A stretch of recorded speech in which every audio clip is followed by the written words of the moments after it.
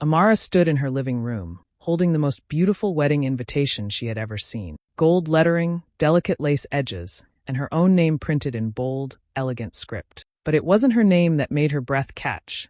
It was the name beside it. The one that would make jaws drop and tongues wag if anyone else saw it. Her fingers trembled as she traced the letters, a slow, deliberate movement, almost as if touching them would make them real. For a long moment, she just stared. The room felt too quiet, too still, like the world was holding its breath. And in that silence, memories came flooding back, memories she had tried to bury. She saw her mother's cold, satisfied smile as she delivered the kind of betrayal only family could perfect. She saw her younger sister Kayamika's smirk, the one that said, "I win." She felt again the sting of watching the man she had loved more than anyone turn his back on her, walking straight into the arms of the very people who had hurt her. She thought she had healed from all that. She thought time had buried the pain. But now, with this one piece of paper in her hand, she knew the story wasn't over. Not yet. If you think you've heard betrayal before, you're wrong. Mine wasn't just a stab in the back. It was a slow, cruel burn. And what I did next?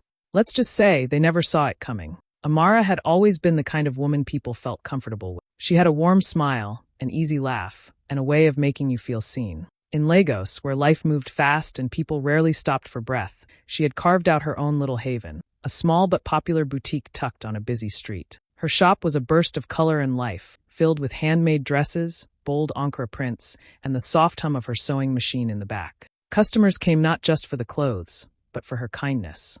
She remembered their stories, their children's names, their favorite colors. It was in that same city, surrounded by fabric and dreams, that she met Tunde. He was a young architect with an easy confidence, the kind that came from working hard and knowing you were good at what you did. He'd come into her boutique one day, looking for a gift for his sister, and somehow never stopped coming back. Soon, it was lunch dates in small cafes, long walks by the marina, and endless conversations about everything from family to the future. They were in love, the deep, steady kind that made the world feel safe. They talked about marriage often, not as a far-off dream, but as something certain. They imagined a house they would build together, with wide windows for sunlight and a garden where Amara could grow flowers. Tunde promised to design it himself. She promised to fill it with warmth. But even in the glow of their love, there were shadows. Amara's mother had never been shy about what she valued most: status, wealth, connection. She liked nice things, expensive things, and the kind of social circles where everyone wore the right clothes and said the right words. Amara sometimes caught her mother looking at Tunde with a calculating expression, as though measuring him against some invisible list. She would make small comments, harmless on the surface but sharp underneath. Architecture is good, but it takes time to make real money. Or, he's nice, but can he give you the life you deserve? Amara brushed it off, telling herself her mother just wanted the best for her. Besides, Tunde wasn't poor. He had ambition, and together they could build something real. They weren't chasing flashy lifestyles. They wanted a life full of love and honesty. In her heart, she believed that was enough. What she didn't know then was that, for her mother, love was never enough. And for her sister, Kayamika, nothing was ever off limits. The first time Amara's mother met Tunde, she put on her warmest smile, the kind she used for church friends and society ladies she wanted to impress. She complimented his suit, asked about his work, even laughed at his jokes. But behind that smile, Amara could see the quiet scanning, the way her mother's eyes moved over him like she was assessing a piece of furniture she might buy, checking for quality, but more importantly, for value. It didn't take long before the comparisons started. At first, they were subtle. You know, Kayamika would love to meet him, her mother would say casually, as if it meant nothing. Or, your sister has such a way with people, she'd make the perfect hostess. Kayamika, the younger sister, had always been the shining star in their mother's eyes. She was outgoing, charming, and knew how to glide into a room like she owned it. She knew the right people, wore the latest trends, and spoke with the polished ease of someone raised for high society. One afternoon, when Tunde came over for lunch, Amara caught her mother watching him closely as Kayamika laughed and told some story. Her mother's hand rested lightly on Tunde's arm as she said, "You need someone who can keep up with you, Tunde. Someone who understands the demands of your career, the life you're building. Amara is wonderful, but she's simple. She's content with small things. You deserve more." Tunde had laughed it off, but Amara noticed how quiet he became after that. The change was small at first, a missed call here, a short reply to a message there. He started working later, canceling plans, saying he was too tired. When they were together, his attention seemed to drift. Sometimes, she caught him staring at her like he was searching for something and not finding it. Amara told herself it was just stress from work. She asked him if something was wrong, and he'd smile, kiss her forehead, and say, "Everything's fine." But the warmth between them was thinning, and she could feel it, like the way the air changes just before rain. Her mother, of course, acted as if nothing was wrong. She still invited Tunde over, still arranged little dinners where Kayamaka just happened to be around. And every time, Kayamaka would laugh at his jokes, lean in just a little too close, and listen like he was the most fascinating man she'd ever met. Amara didn't want to believe anything was happening. She loved her family, she trusted Tunde, and she couldn't imagine the two of them doing anything to hurt her. But she didn't know that the seeds had already been planted. And her mother knew exactly how to make them grow. It was a warm Saturday afternoon when Amara got the call from her mother, asking her to come home. She didn't think much of it. Family gatherings weren't unusual, and she assumed it was just one of those casual get-togethers with food, laughter, and maybe a little gossip. She wore a simple dress, tied her hair back, and carried a tin of meat pies she had baked that morning. She walked into the house expecting the familiar smell of her mother's cooking, the chatter of relatives, the sound of children running around. But the moment she stepped into the living room, the air felt strange. Everyone was seated, dressed a little too nicely for an ordinary afternoon. Her mother was perched in her favorite armchair, her sister Kayamaka sitting next to her, glowing like she was about to receive an award. And then there was Tunde, sitting so close to Kayamaka their knees touched, smiling like a man who had already moved on. "Amara, you're here," her mother said, her voice sweet but sharp at the edges. "We have news." Amara's heart began to pound. She looked from her mother to Tunde, waiting for an explanation.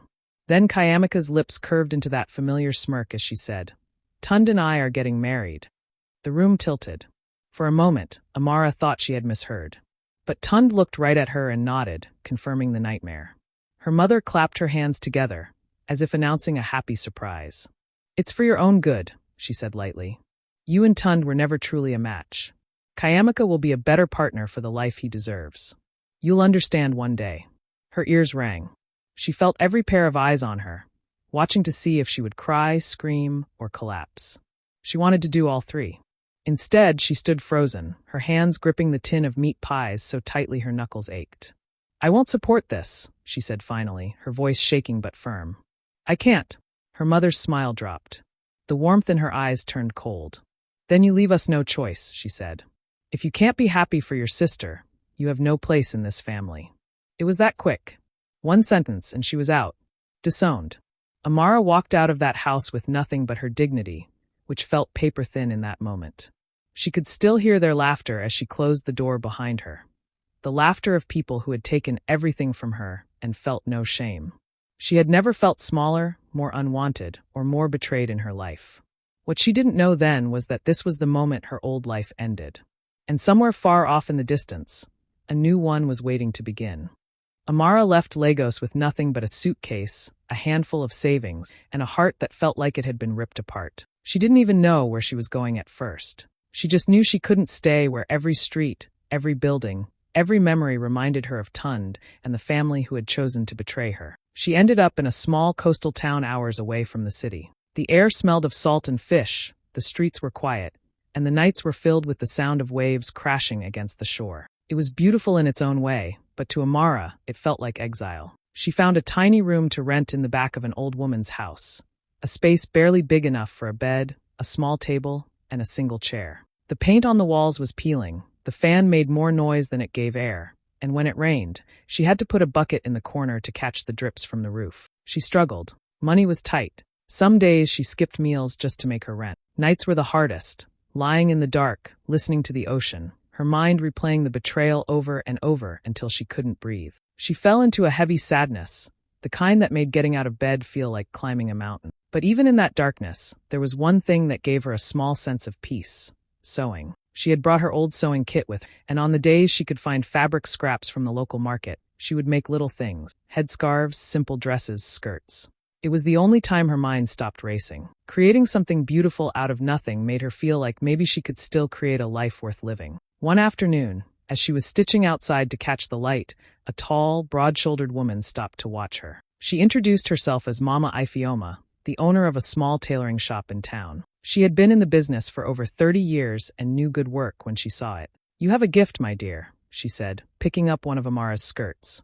"But you're thinking too small." Over the weeks that followed, Mama Ifeoma became more than a neighbor. She became a mentor. She taught Amara tricks for perfect seams, how to cut fabric efficiently, and most importantly, how to value her work. She refused to let Amara sell herself short. "You're not just making clothes," she would say. "You're making dreams. Charge for them." For the first time in months, Amara began to feel a spark inside her. It wasn't joy yet, but it was hope, small, fragile, and growing. She didn't know it then, but Mama Ifeoma wasn't just teaching her to sew better. She was teaching her to rebuild herself, one stitch at a time. Amara started small. With Mama Ifeoma's encouragement, she began taking custom orders from women in the town, mostly for weddings and special occasions. She had a special touch with bridal dresses, adding bold African prints and intricate beadwork in ways people hadn't seen before. Brides didn't just wear her gowns, they felt transformed in them. Word spread quickly, and soon people were traveling from nearby towns just to get fitted by her. After 2 years, she saved enough to rent a small shop of her own by the beach.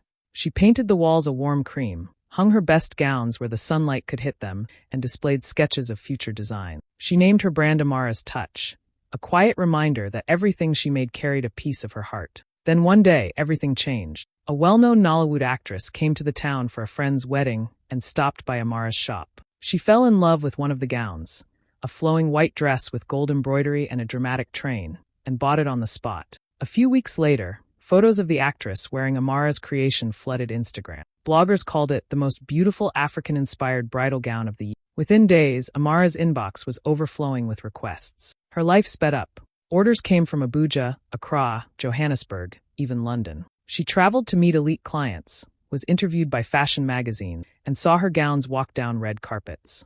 Every dress she made told a story, and people wanted to be part of it. The little girl who once sat in a tiny rented room stitching by candlelight was now designing for some of the most influential people in Africa. With the success came money, more than she had ever imagined. She bought a spacious home by the water, hired a team of skilled seamstresses, and opened a flagship boutique in Lagos, though she never once visited her family's neighborhood. She had no desire to hear her mother's voice or see her sister's face. She had erased them from her daily life, just as they had erased her years ago. But something inside her had shifted. The shy, heartbroken Amara of the past was gone. In her place stood a woman who moved with quiet confidence, whose work spoke louder than any revenge could. She wore her success like armor, beautiful, unshakable, and entirely her own. Still, there were nights when she would sit by her window, looking out at the ocean, and think about the girl who had once been told she wasn't good enough. And every time she did, she smiled, because she knew she had proven them all wrong, not with words, but with the life she had built stitch by stitch.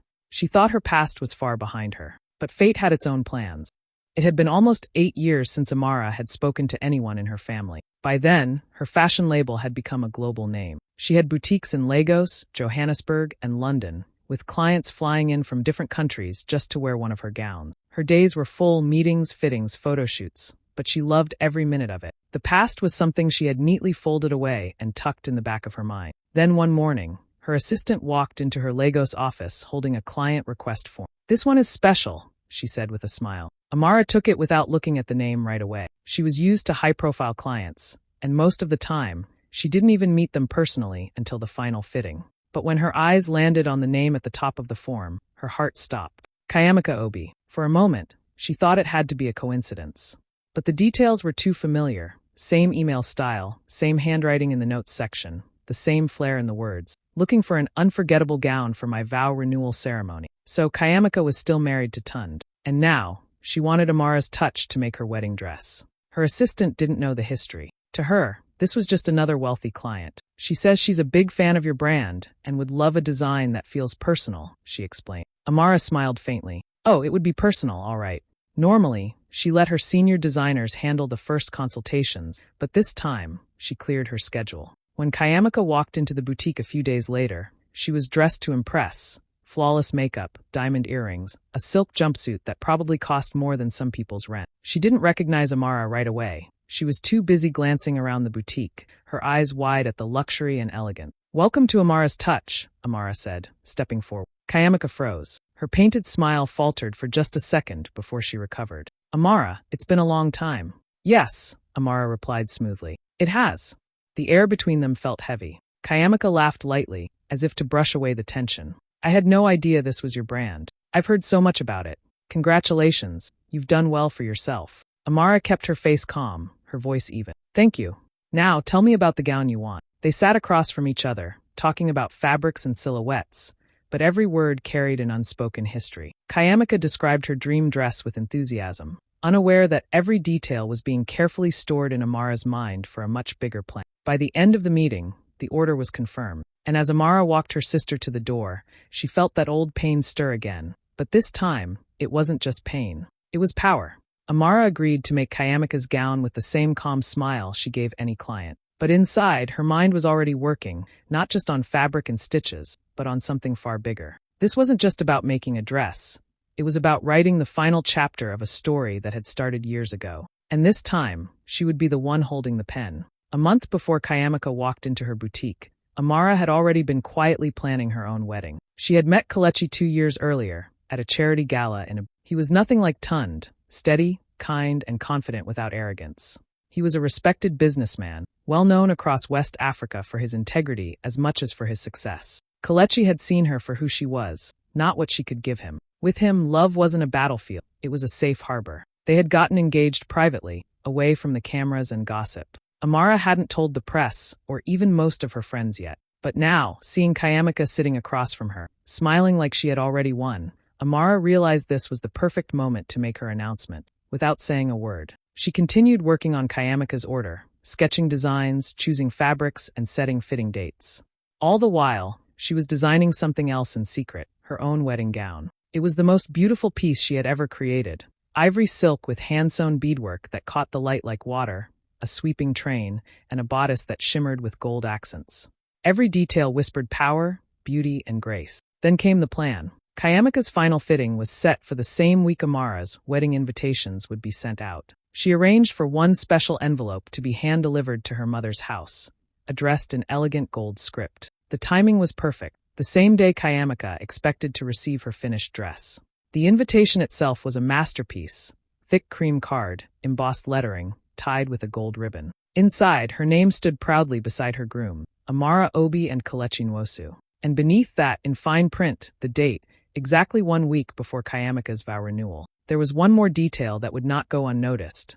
Kelechi was Tunde's former business partner, the one who had gone on to build a company twice as successful. In their world, that kind of thing was not just a wedding announcement, it was a statement. Amara didn't need to imagine the scene when her mother opened that envelope, or the look on Kayamika's face when she realized her vow renewal would be overshadowed. She could already hear the whispers, the murmurs of shock. For years, they had believed they had the last word in her story. But now, as she worked late into the night stitching beads onto her gown, Amara knew the truth. She wasn't just taking back her life, she was ending theirs in the only language they truly understood: elegance, success, and timing sharp enough to cut. The day of Kayamika's final fitting arrived bright and warm. Amara had instructed her team to fill the boutique with fresh white roses, gold ribbons, and elegant floral arrangements. To anyone walking in, it looked like the shop was preparing for a grand celebration. And it was just not the one Kayamika thought. When Kayamika stepped inside, she paused at the door. Her eyes swept over the flowers, the champagne flutes lined up on a side table, the soft music playing in the background. "Wow, you've gone all out for me," she said with a smile, glancing at Amara. Amara simply returned the smile. "Of course. It's a special week." Before Kayamika could ask what she meant, the bell over the door rang again. Their mother walked in, looking as regal as ever, dressed in a silk wrapper with gold jewelry that caught the light. She carried her usual air of authority, until one of the assistants stepped forward and handed her a golden envelope. "It's from Amara," the assistant said cheerfully. Her mother opened it with the grace of someone used to expensive invitations. But as her eyes moved over the embossed letters, her hand froze. Her gaze flicked to Amara, then back to the card. The room seemed to grow still, even the music feeling quieter. Amara Obi and Kelechi Nwosu, wedding ceremony. Her mother's lips tightened. She knew that name.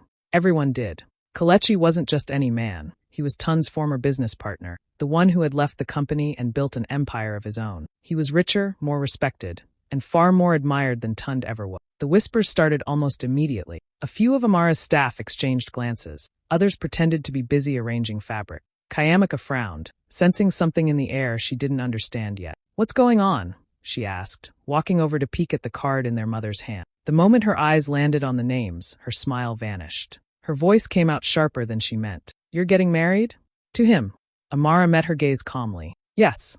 This Saturday. Kayamika opened her mouth, then closed it again. She looked around the boutique, suddenly realizing the flowers, the champagne, the celebration. It wasn't for her fitting. It was for Amara's wedding, and it was happening before her vow renewal, to a man who would make every guest compare the two events, and find hers lacking. Her mother, still holding the invitation, seemed at a rare loss for words. She managed a tight smile. Well, congratulations, she said stiffly. Amara's tone stayed polite, her smile steady. Thank you.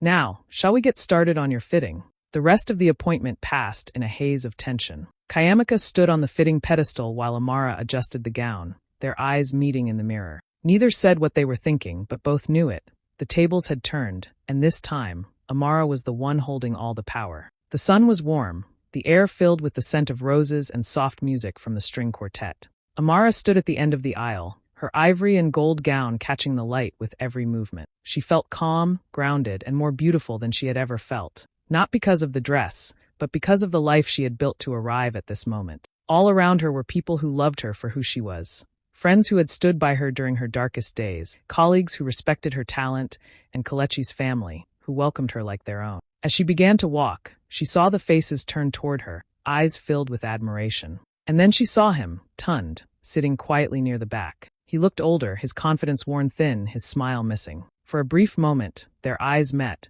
and Amara could see the weight of regret in his. She kept walking, her chin lifted, her steps steady. The ceremony was perfect. Kelechi's vows were warm and steady, and when they were pronounced husband and wife, the applause felt like an embrace.